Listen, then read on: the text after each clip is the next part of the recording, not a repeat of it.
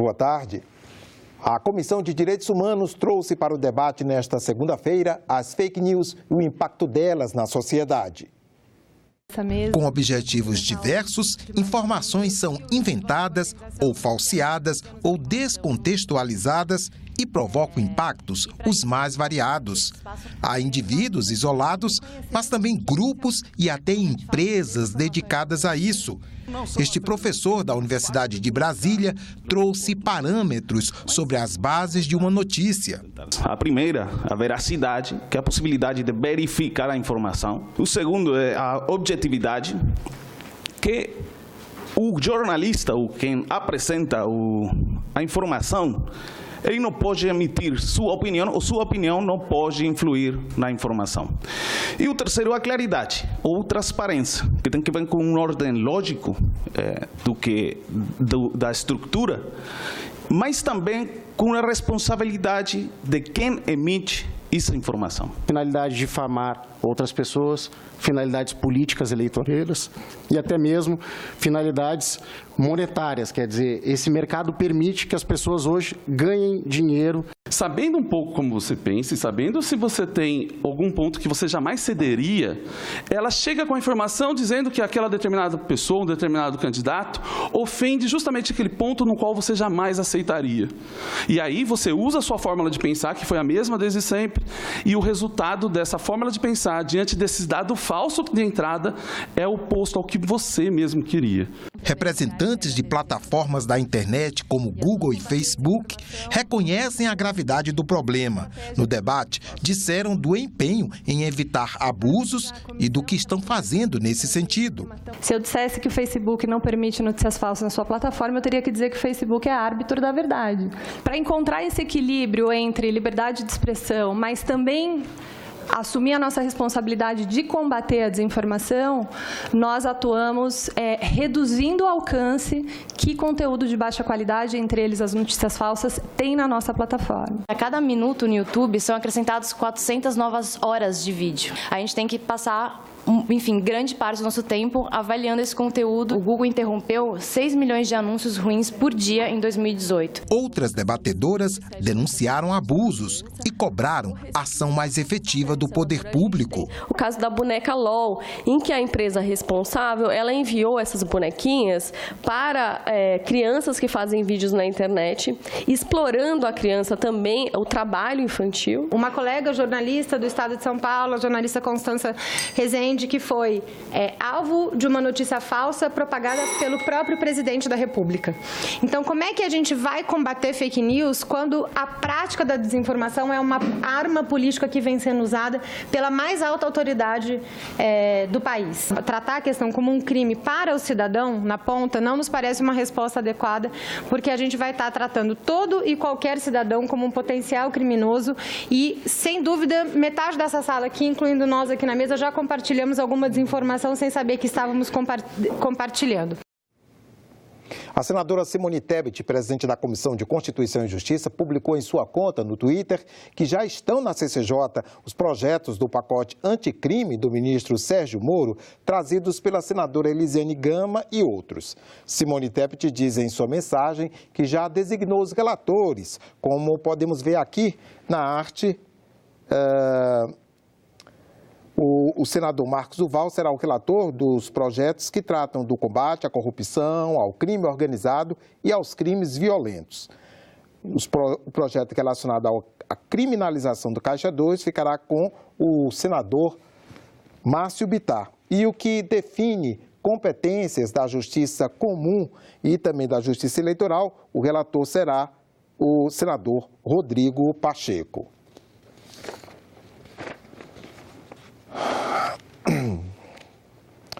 E o senador Tasso Gereissati será o relator na Comissão de Constituição e Justiça do recurso contra o parecer que recomendou a não instalação da CPI dos tribunais superiores.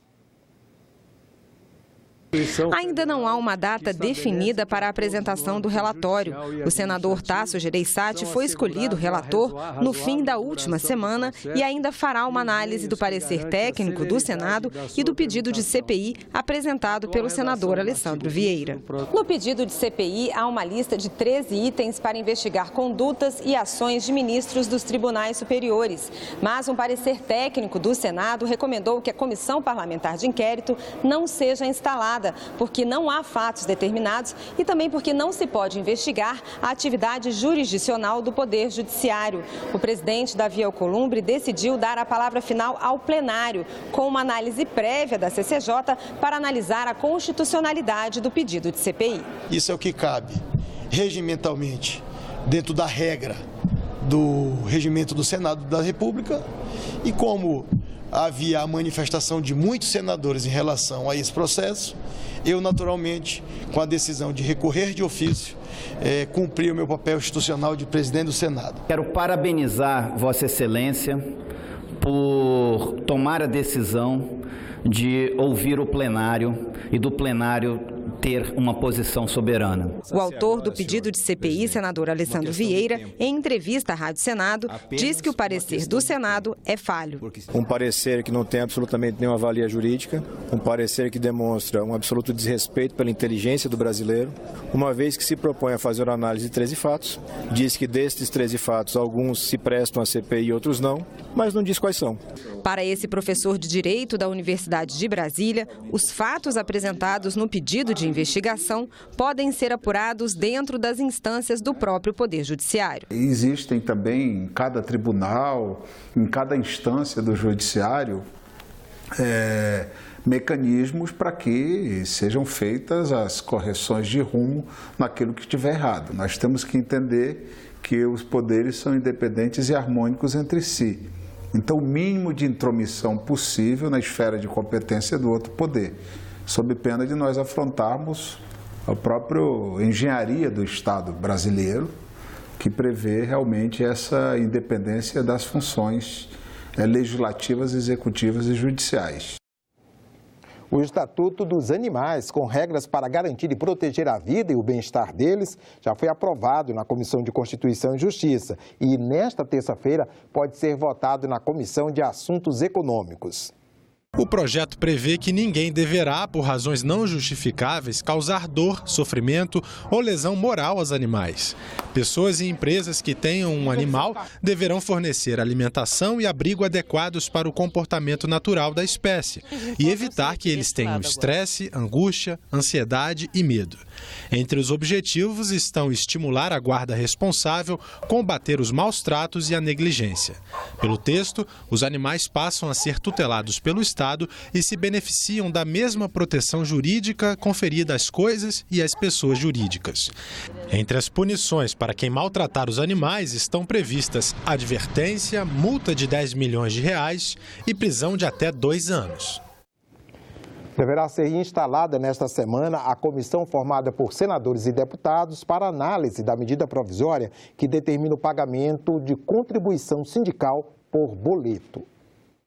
Editada no Carnaval, a MP acaba com a possibilidade de empregados seletistas e de servidores públicos federais autorizarem o pagamento de contribuições a sindicatos por meio de desconto em folha e permite o recolhimento apenas por meio de boleto. Na sexta-feira, o presidente do Congresso, o senador Davi Alcolumbre, divulgou em suas redes sociais que se reuniu com um grupo de sindicalistas do Amapá e anunciou a instalação da comissão mista na primeira semana de abril para analisar a MP. Na publicação, o presidente diz que estará imbuído em ajudar e vai conversar com os parlamentares da comissão especial. De acordo com o relatório do ministro da Economia, que orientou o texto da medida provisória, existem atualmente cerca de 300 entidades entre sindicatos e associações que representam aproximadamente 1.200.000 servidores. 40% são filiados a alguma delas e repassam todo ano cerca de R$579 milhões. O repasse é por desconto em folha de pagamento custeado pelo poder público.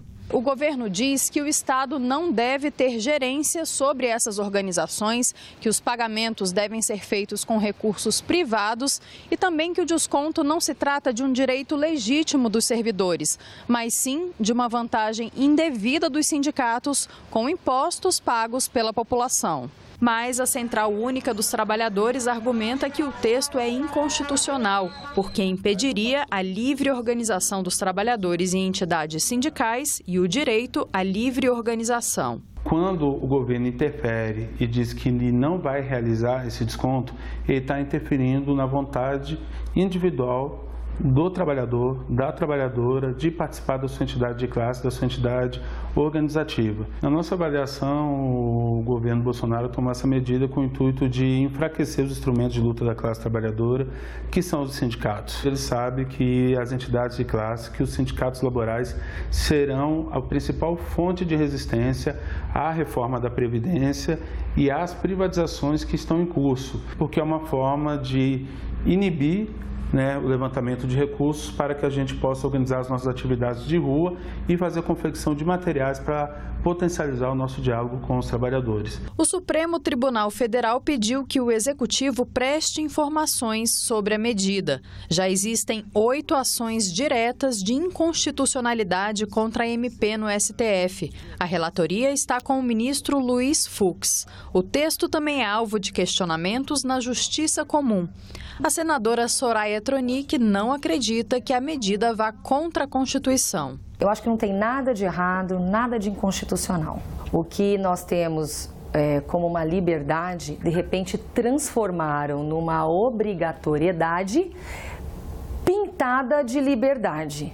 Então, temos aí um choque de princípios, né? E o princípio que prevalece, na minha opinião, é a liberdade. Então, é retomar a liberdade, tá, de associação. É exatamente o contrário. Já o líder da Rede Sustentabilidade defende que o presidente do Congresso devolva a medida provisória ao presidente da República. Essa medida provisória, editada na calada da noite, ou melhor, na ressaca do fim do Carnaval, fere princípios que estão na própria Constituição.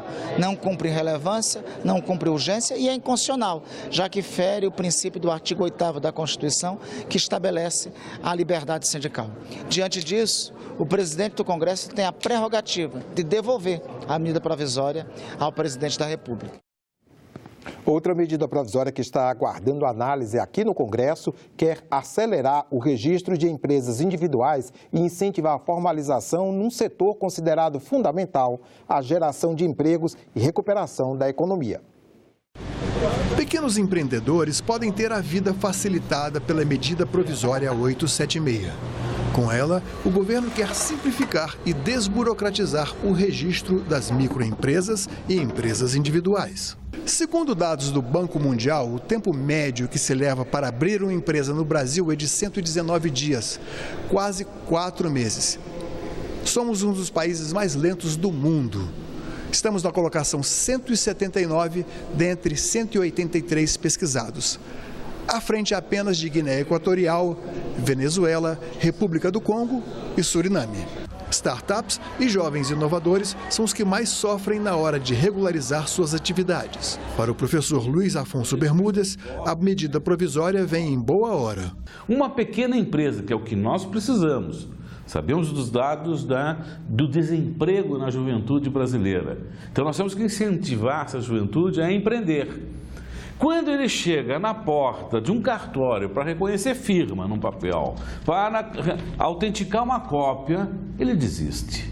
A medida prevê o registro automático nas juntas comerciais de firmas individuais e de sociedade limitada no prazo máximo de 2 dias úteis. Ela dispensa a autenticação de documentos, considerando válida a declaração do advogado ou contador representante.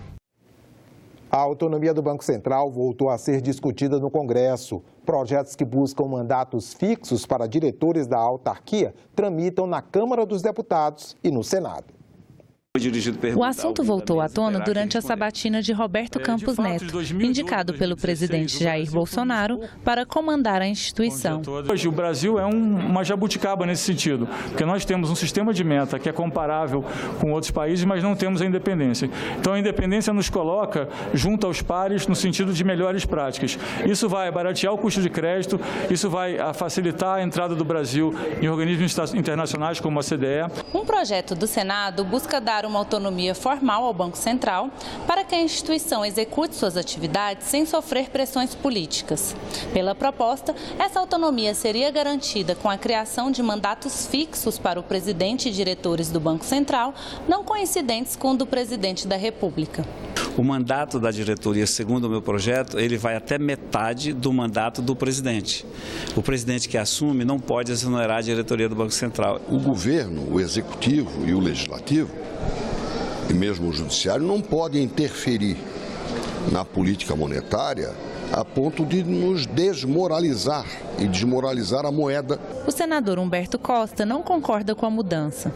A política econômica, a política monetária, a política de combate à inflação, ela deve ser uma política de governo e não nós termos uma instituição independente que vai atuar somente em cima de uma questão, que é o controle da inflação, e fora do contexto da política do governo. Este especialista acredita que a melhor mudança seria adotar a chamada accountability, uma prestação de contas do Banco Central perante a sociedade. O que eu acho relevante é a prestação de contas do Banco Central à sociedade, cobranças efetivas e não pura e simplesmente fazer a apresentação da economia brasileira, de como estão os bancos, como hoje é feito. O presidente do Sindicato Nacional dos Funcionários do Banco Central também defendeu o mandato fixo, porém não coincidente com o do presidente da República. A hora que a gente defende que ele tem que ser coincidente, uma decisão já tomada pela categoria há alguns anos atrás, isso possibilitaria, ele tenta fazer com que aquele presidente que foi eleito num pleito majoritário, a população escolheu aquele presidente, que aquela política que ele defendeu nas urnas e que foi vitoriosa possa ser implementada de imediato. E destacou outra mudança. A gente entende que essa definição de mandatos é o primeiro passo de uma caminhada ainda que tem que ser um pouco maior, né? Não pode se restringir a mandatos de diretores e sim assegurar maior autonomia e prerrogativa para os servidores exercerem suas atividades. Outros senadores também acreditam que existem alterações mais importantes para serem feitas do que a questão da autonomia. Mas imagino ser necessário muito mais do que isso, né? Uma reforma do sistema financeiro. Nós somos reféns dos grandes bancos no país. E o poder público, o Banco Central, o governo, enfim, sucumbiu diante da força desse grande conglomerado de bancos que se organizou no país. O que esse país precisa não é só o olhar do banqueiro, que é o que a gente está vendo aí. O país precisa de um projeto para alavancar a economia. Investir no setor que gera emprego e renda. Mais importante do que debater a autonomia do Banco Central, uma vez que ele já tem bastante liberdade para operar a taxa de juros, é que o Banco Central se ocupe de olhar o nível de emprego para definir a taxa de juros para garantir o crescimento da economia. O senador Luiz do Carmo propôs uma consulta popular para que os eleitores decidam se mantém a possibilidade atual de reeleição ilimitada para os cargos de senador, deputado e vereador ou se limitam o número de reconduções aos mandatos no Legislativo.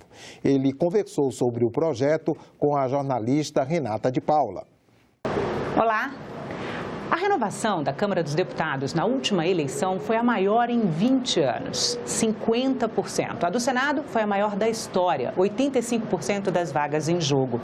O senador Luiz do Carmo, do MDB de Goiás, apresentou um projeto de decreto legislativo para que seja realizado um plebiscito para restringir a reeleição no Legislativo e ele é o nosso convidado. Seja bem-vindo, senador. Senador, a ideia é o fim do político profissional? É mais ou menos isso. É dar oportunidade de igualdade para todos concorrer. E quando tem um político que tem muitos anos aqui, ele tem emenda, amizade com o prefeito, né? Então a concorrência fica desleal com quem, o novato que está entrando. Então, mas a ideia é mais ou menos que para a pessoa ter o mesmo efeito quando ele entrar na política, o novo e o velho, né? E com 3 anos, que foi o projeto de reeleição... 3 legislaturas, né? Você tá entendendo? 3 legislaturas.